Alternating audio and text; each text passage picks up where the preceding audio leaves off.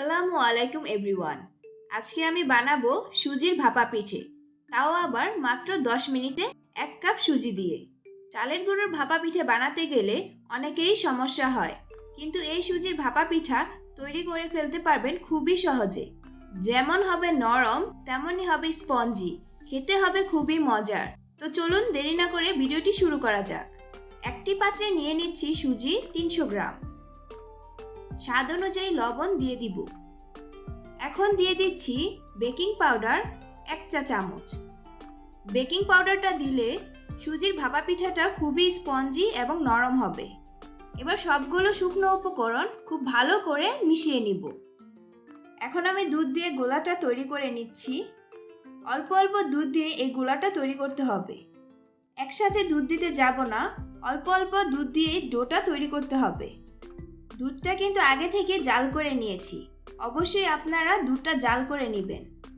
দুধের পরিবর্তে আপনারা এখানে পানিও ব্যবহার করতে পারেন, কিন্তু দুধটা দিলে পিঠার টেস্টটা খুবই ভালো আসে। গোলাটা খুবই সাবধানতার সাথে করতে হবে। গোলাটা ভালো হলে পিঠার রেজাল্টটাও খুবই ভালো আসবে। সেজন্য এই দুধটা অল্প অল্প করে দিয়ে গোলাটা তৈরি করে নিয়েছি। গোলাটা করতে সম্পূর্ণ 400 গ্রাম দুধের প্রয়োজন হয়নি, কিছুটা বেঁচে গেছে। এখন 10 মিনিটের জন্য ঢেকে রেখে দিব। এখন নিয়ে নিচ্ছি নারকেল কোড়া 1 কাপ, আর নিয়ে নিচ্ছি খেজুরের গুড় কুচি করে 1/2 কাপ। এখানে আপনারা যে কোনো গুড়ই ইউজ করতে পারবেন। গুড়টাকে নারকেলের সাথে খুব ভালো করে মেখে নিব।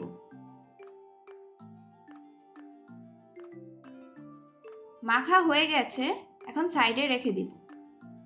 এরই মাঝে 10 মিনিট হয়ে গেছে। এবার আমি ডোয়ের ঘনত্বটা দেখিয়ে দিচ্ছি।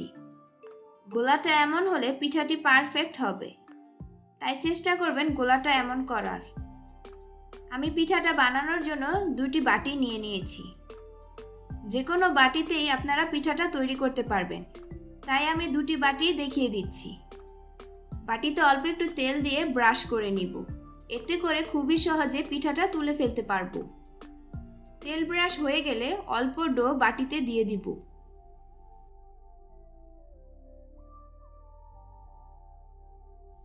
এবার বানিয়ে রাখা নারকেল আর গুড়ের মিশ্রণটি দিয়ে দিচ্ছি।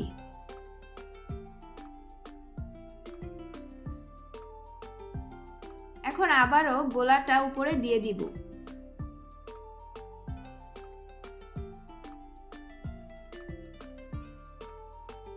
গোলাটা দেওয়া হয়ে গেলে একটু ড্যাব ড্যাব করে নিব। ভিতরে যদি বাতাস থাকে তাহলে বের হয়ে যাবে।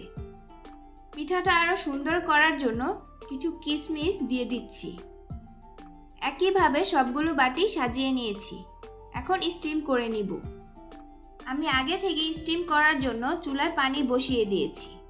পানি থেকে যখন ভাপ বের হবে তখন পিঠার বাটিগুলো দিয়ে দিব। পিঠার বাটিগুলো দেওয়ার সময় খুবই সাবধানতার সাথে কাজ করতে হবে, তা না হলে আপনাদের হাতে ছ্যাঁকা লাগতে পারে। ঢাকনার মধ্যে যদি কোনো ছিদ্র থাকে তাহলে সেটাও বন্ধ করে দিব। এতে করে স্টিমটা খুবই ভালো হবে, ভিতর থেকে ভাপটা বের হবে না। 8 থেকে 10 মিনিট স্টিম করে নিয়েছি। দেখতেই পাচ্ছেন মাশাআল্লাহ দিলে পিঠাগুলো কতটা ফুলেছে আর সুন্দরও লাগছে। পিঠাগুলো নামিয়ে হালকা ঠান্ডা করে নিব। পিঠাটা হালকা ঠান্ডা হয়ে গেলে হাতের সাহায্যে এরকম চেপে চেপে পিঠাটা তুলে নিব।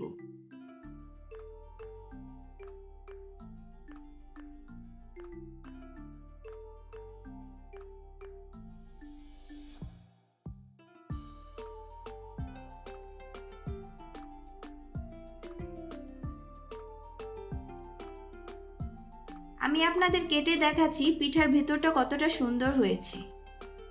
দেখতেই পাচ্ছেন পিঠার ভিতরে কোনো কাঁচা ভাব নেই। তো অনেকেরই এই সমস্যাটা ফেস করতে হয়। ভাপা পিঠাটা তৈরি করতে গেলে ভিতরে কাঁচা থেকে যায়। এই টিপসগুলো ফলো করলে আপনাদের ভাপা পিঠাটাও কাঁচা থাকবে না।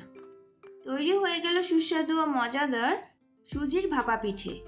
আশা করছি আজকের এই রেসিপিটি আপনাদের খুবই ভালো লেগেছে। রেসিপিটি ভালো লাগলে বেশি বেশি লাইক করবেন, ভিডিওটি সবার সাথে শেয়ার করবেন, আর কমেন্ট করে জানাবেন কেমন হয়েছে। নতুন নতুন আরও মজাদার রেসিপি পেতে চ্যানেলটি সাবস্ক্রাইব ও বেল আইকনে প্রেস করবেন।